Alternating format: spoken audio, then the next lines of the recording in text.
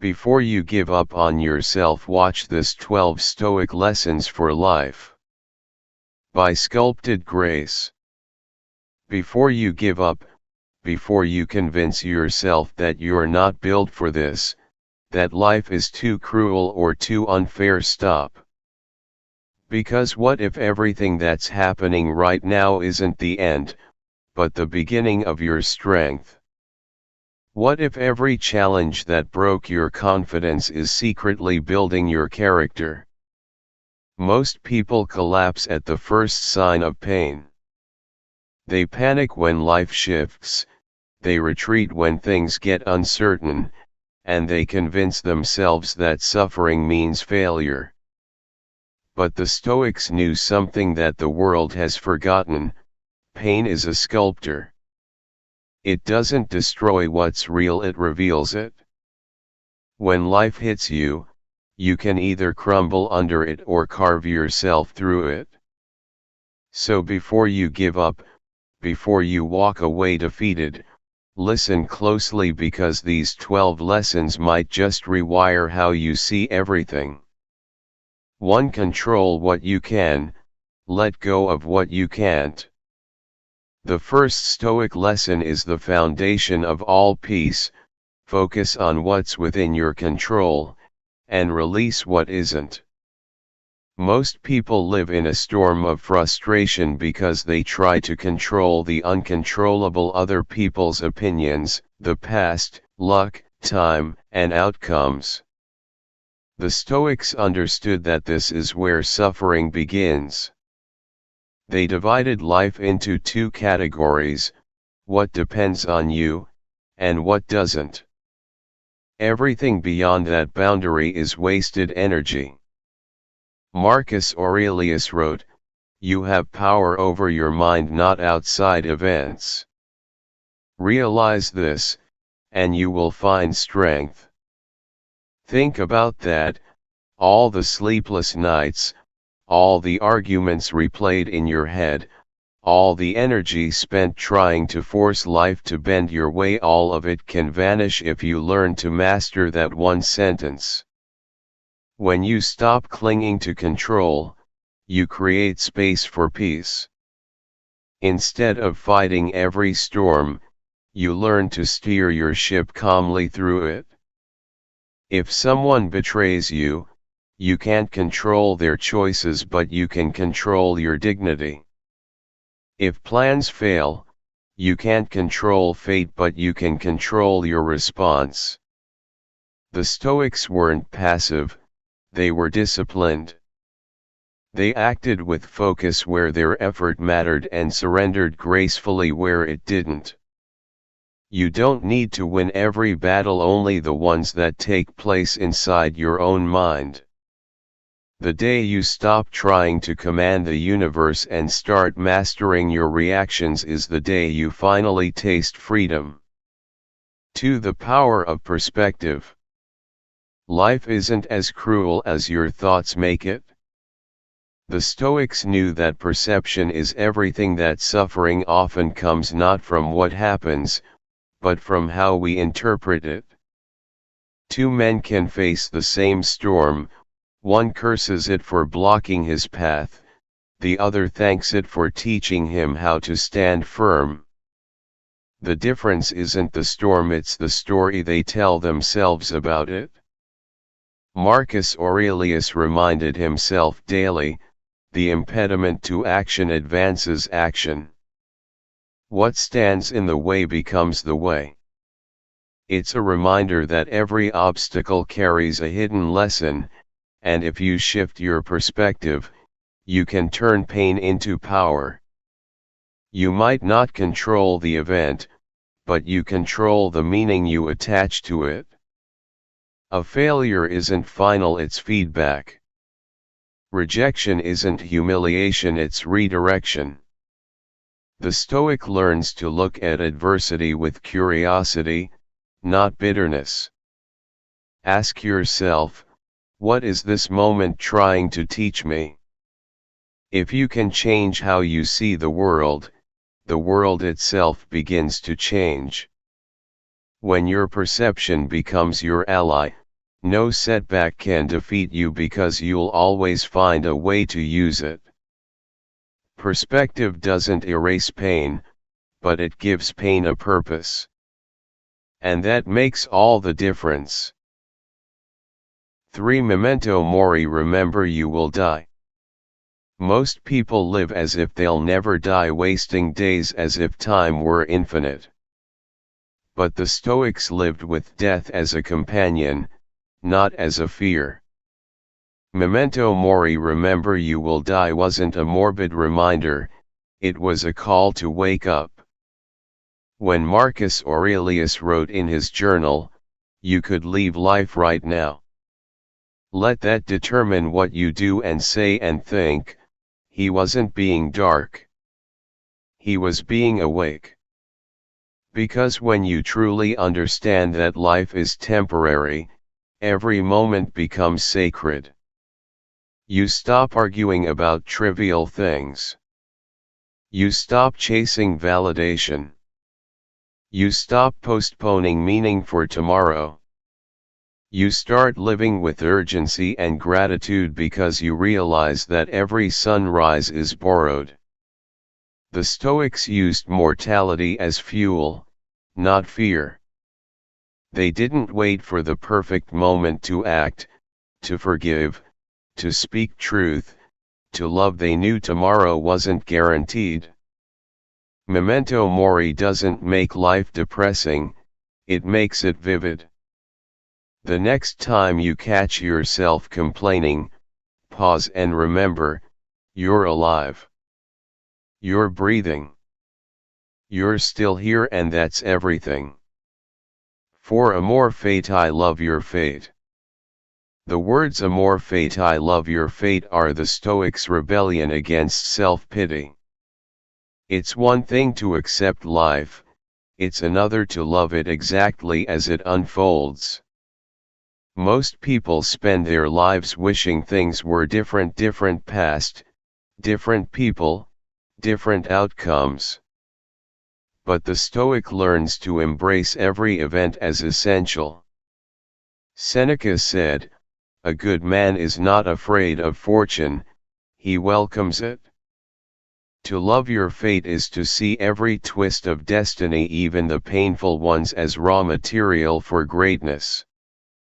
When you lose a friend, a job, a dream, don't curse it. Ask, what can I build from this? Amor fati turns victims into creators. Because when you stop seeing life as something happening to you and start seeing it as something happening for you, you gain a kind of invincibility. Even suffering becomes sacred when you understand that it's sculpting you into something sharper. The Stoic doesn't need the world to be easy, he only needs it to be real. And whatever life gives him, he turns into fuel. That's amor fati, not endurance, but alchemy. 5. Discipline over emotion. Here's where most people break. They let emotion drive the wheel. Anger makes them speak too soon, fear makes them hesitate, desire makes them reckless. But the Stoic doesn't suppress emotion, he masters it. He knows that feelings are visitors, not rulers. Epictetus said, "No man is free who is not master of himself." That means every reaction is a test. When insulted, can you stay calm? When provoked, can you remain composed? The Stoic doesn't let his emotions dictate his actions, he lets reason lead, and emotion follow. Think of your mind as a fortress. If every insult, every inconvenience, every delay can breach its walls, you'll live as a prisoner to circumstance.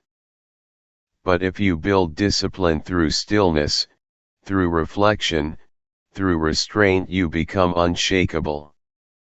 You can feel deeply and still act wisely. Discipline is not coldness, it's control. The calm man isn't emotionless, he's simply undefeated by emotion. When you learn to pause before reacting, to think before responding, you rise above chaos. You stop being tossed around by life and start steering it. 6. The art of silence. In a noisy world, silence is power. The Stoics valued silence because it reveals strength. Most people speak to prove themselves, the wise stay silent to preserve themselves. When you learn the art of saying nothing, you discover how much energy you've been wasting on words that don't matter. Seneca said, "Speech is the mirror of the soul, as a man speaks, so is he. But silence, that's the mirror of control. When someone provokes you, silence disarms them. When chaos surrounds you, silence centers you." The Stoic doesn't argue with fools or defend his worth, he lives it. In a culture addicted to reaction, the one who stays calm becomes mysterious, respected, untouchable. Practice silence like a discipline, pause before speaking, observe before judging, breathe before responding. Because the man who can master silence has already mastered himself, and the world eventually learns to listen. 7. Prepare for adversity. The Stoics practiced premeditatio malorum, the premeditation of evils. They would imagine loss, rejection, pain, and failure not to attract them, but to prepare for them. Seneca advised, "He robs present ills of their power who has perceived their coming." Most people hope for an easy life and fall apart when reality hits. But the Stoic rehearses hardship in his mind so that when it arrives, he meets it calmly, even gracefully. Try this: picture losing what you take for granted, your health, your job, your loved ones. Then ask yourself, would I still endure? That's not negativity. It's strength. Because when you can mentally face loss, real loss doesn't own you. The Stoic walks through life armored, not paranoid, but prepared. He doesn't wish for storms, but he trains for them. When others break, he breathes. That's how resilience is built, not in comfort, but in constant readiness. 8. Virtue over validation. We live in a world obsessed with attention. People would rather look good than be good. But the Stoics saw validation as poison to the soul. Epictetus said, "If you want to improve, be content to be thought foolish and stupid." Virtue, character, integrity, self-respect, that's what endures. The Stoic doesn't perform goodness, he practices it quietly, especially when no one is watching. In your own life, this means standing for what's right, even when it costs you. It means walking away from gossip, doing your work with dignity, and keeping promises even when it's inconvenient. Validation fades the moment you stop performing, virtue compounds with every choice you make. The Stoic doesn't need applause, he needs peace. And peace is what comes when your values and your actions finally match.